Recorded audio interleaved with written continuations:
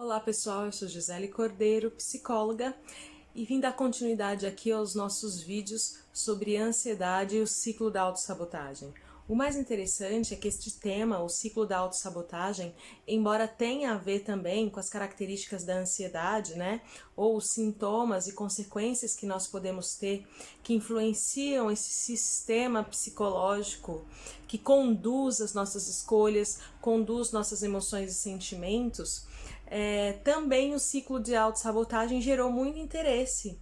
Algumas pessoas colocaram como comentários, por exemplo, em alguns locais da minha rede, dizendo que, né, através desse vídeo, desse nosso último vídeo, houve uma percepção daqueles comportamentos repetitivos e uma autopercepção do medo, não é? Essa é a ideia, que a gente possa olhar não as referências de conhecimento, mas as referências internas que nós temos de interpretações que limitam as nossas atitudes.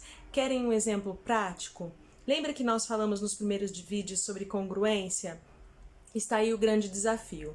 Muitas vezes, quando nós buscamos o autoconhecimento, e eu estou em inúmeros grupos que eu vejo isso de uma maneira muito clara, nós queremos informações, como se as informações fossem suficientes para um autoconhecimento.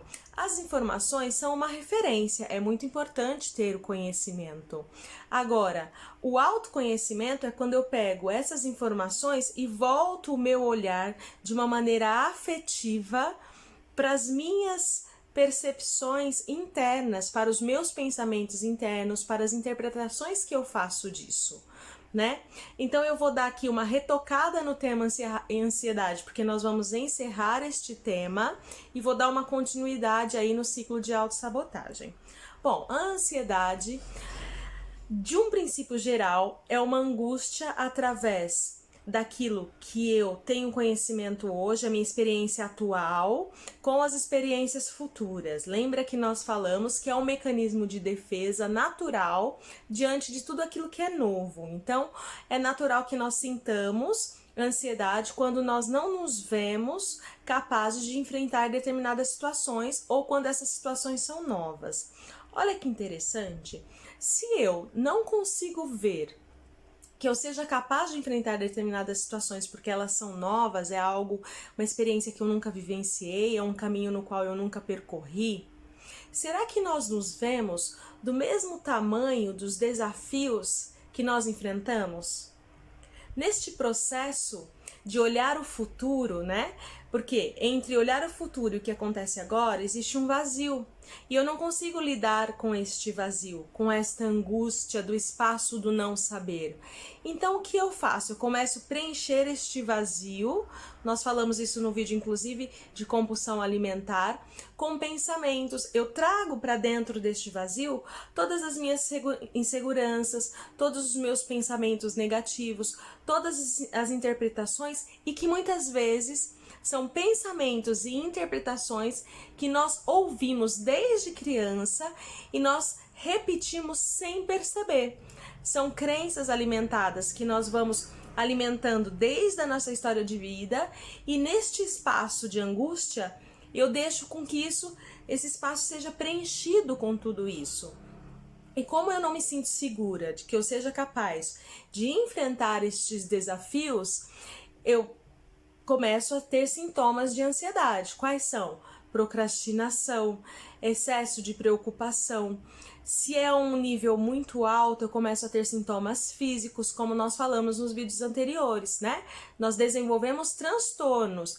O transtorno de ansiedade generalizada, síndrome do pânico, toque, crises, né, de ansiedade. Então nós começamos a desenvolver esses sintomas e é aí que nós percebemos o nosso adoecimento. Mas vamos lá. Nós também falamos que dentro da ansiedade a pessoa começa a perceber que essa ansiedade ela está com adoecimento quando essa ansiedade começa a impedir que ela faça pequenas coisas cotidianas, ou seja, são coisas que eu já fiz, são coisas que eu já me expus, que eu já aprendi, que eu já sei fazer, que eu já domino. E mesmo assim, pequenas coisas começam a tomar uma proporção e uma preocupação exagerada, que são os pensamentos catastróficos. É quando este vazio é invadido por pensamentos catastróficos. Por quê? Primeiro porque há uma aceleração deste pensamento.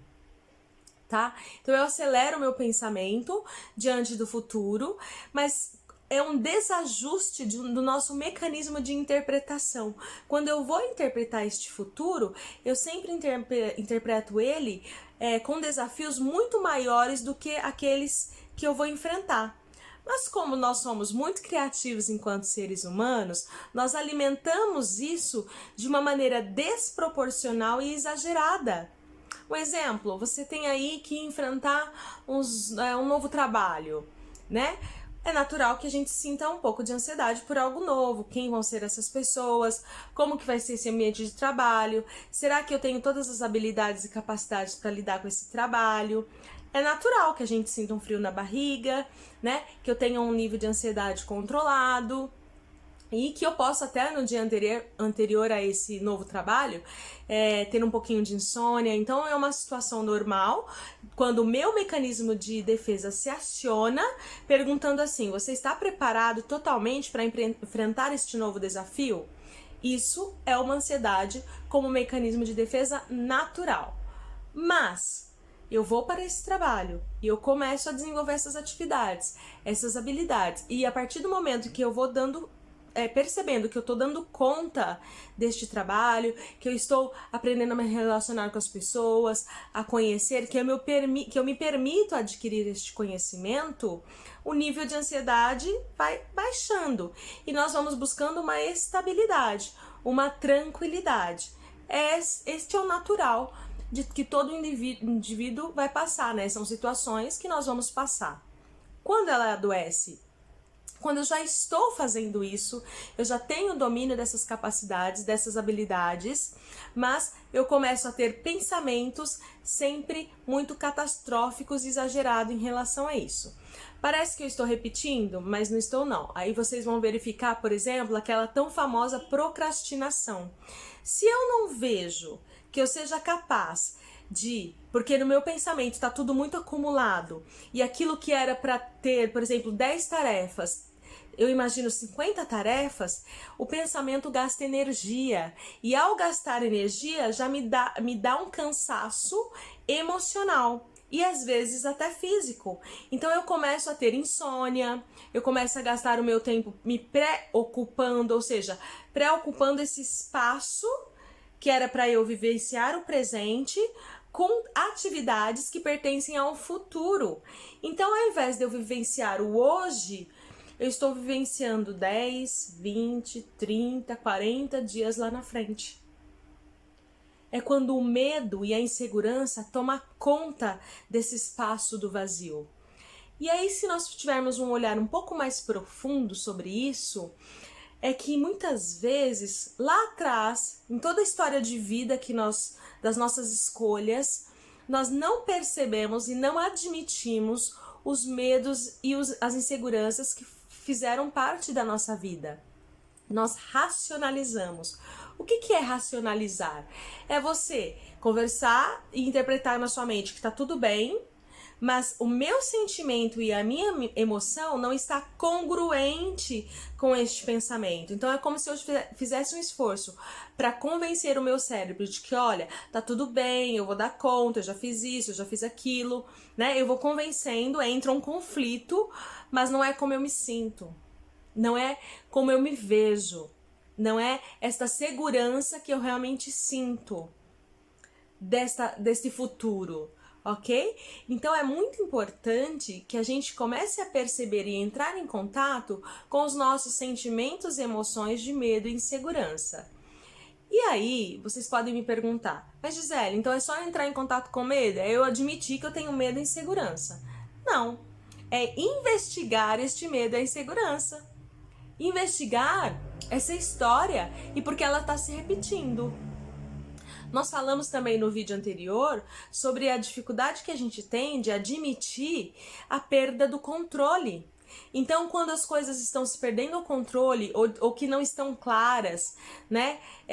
O próprio externo não me deixa claro de como vão ser os próximos acontecimentos, seja no relacionamento pessoal, seja no trabalho, seja quando eu mesmo tenho instabilidade financeira ou fico com medo de decidir o que fazer, a tendência é nós preenchermos todo esse vazio com todas essas inseguranças e medo. E é por isso que eu falo da necessidade de nós olharmos para esse medo e essa insegurança.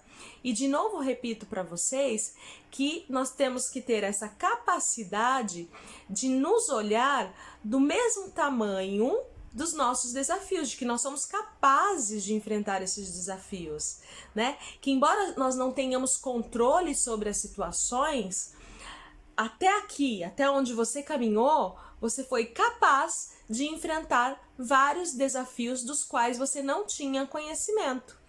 Claro que se eu tiver um planejamento, uma organização, tudo isso vai facilitar este enfrentamento.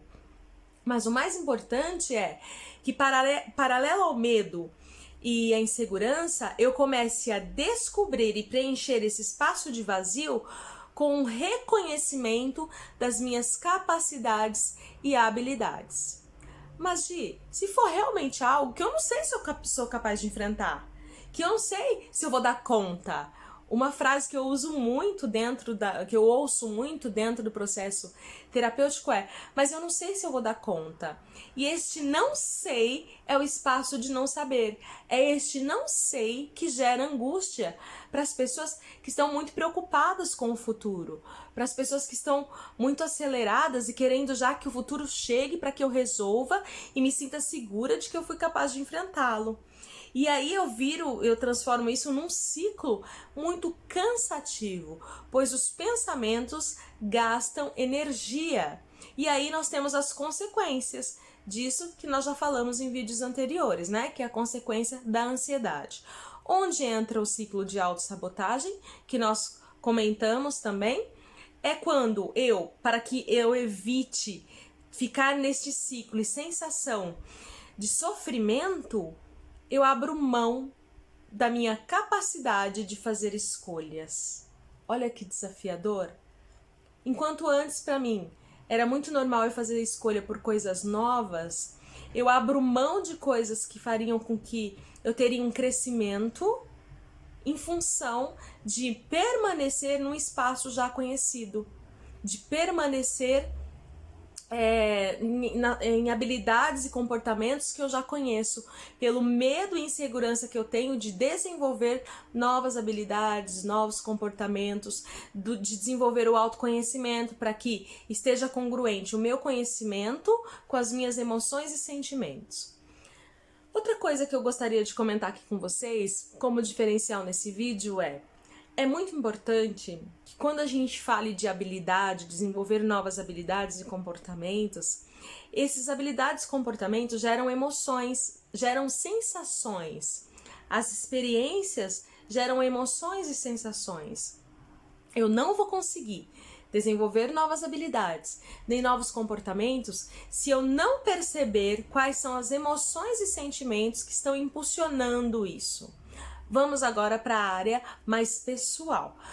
Você já deve ter percebido algum colega, alguém, ou você, né, vivendo na sua experiência pessoal, as pessoas que querem ter um relacionamento, que querem desenvolver um relacionamento afetivo, querem ter um companheiro para partilhar momentos, né, para desenvolver o cuidado. E embora ela tenha habilidades e comportamentos com isso, ela não consegue estar congruente com as suas emoções e sentimentos e ela não consegue expressar essas emoções e sentimentos. Quais um dos maiores conflitos dentro dos relacionamentos amorosos? É a nossa incapacidade de abrir os nossos sentimentos e emoções com transparência, por medo dos julgamentos das pessoas. Isso também não seria uma maneira de autossabotagem, onde nós, para nos defendermos, fazemos joguinhos dentro dessa relação. Então aquela história de que eu não vou ligar porque eu vou esperar para ver se ele liga, né? Eu não vou expressar porque eu vou esperar que ele expresse. a própria comunicação fica falha dentro das relações, porque as pessoas não têm percepção, ou não conseguem entrar profundamente em contato com o que elas sentem e começam a fazer joguinhos porque elas não querem admitir que ela está gostando do outro, que esta relação está sendo prazerosa, que o outro me provoca prazer, que eu gostaria de compartilhar mais tempo com o outro, não é que eu gosto de uma partilha, de uma troca, e esse outro está me fazendo bem. É como se, ao admitir isso, eu demonstrasse as minhas fragilidades, eu demonstrasse a minha vulnerabilidade, como se o outro, por saber sobre os meus sentimentos e emoções, pudesse ter o poder, né, de me atingir mais facilmente. E na verdade não é isso que acontece. Na verdade, nós temos que começar a aprender que essa capacidade de afetividade é nossa e que ninguém tem a capacidade de nos tirar isso quando nós estamos seguros dessa nossa capacidade, quando nós a reconhecemos profundamente. Porque a capacidade de afetividade é minha. Se o outro vai querer receber ou não, é um livre-arbítrio, uma escolha dele. Mas essa capacidade é uma apropriação minha. Eu a desenvolvi, eu construí. E cabe a gente decidir se nós vamos querer distribuir esta afetividade, esta capacidade para as pessoas que têm essa capacidade de reciprocidade ou não. Mas não é o fato de eu expressar o que eu sinto, de expressar os meus pensamentos, de expressar a minha afetividade que vai me deixar vulnerável. Ao contrário, isso fortalece a transparência, porque um dos requisitos de uma boa relação é a transparência. Então, quando a gente fala do ciclo de autossabotagem, nós estamos reproduzindo e repetindo comportamentos de autossabotagem que nos impede da realização não só no âmbito profissional, da realização não só no dia a dia, com as coisas que nós vamos fazer, mas também no âmbito de todas as relações, sejam as relações de amizade, sejam as relações afetivas. Então agora, neste vídeo, eu deixo aqui para vocês, finalizando o tema de ansiedade, e nós vamos falar sobre o ciclo de autossabotagem, especificamente para as relações afetivas. Um grande beijo, espero que esse vídeo de alguma maneira seja distribuído e compartilhado para os 4 cantos do mundo, para que a saúde mental faça parte do nosso cotidiano. Até mais!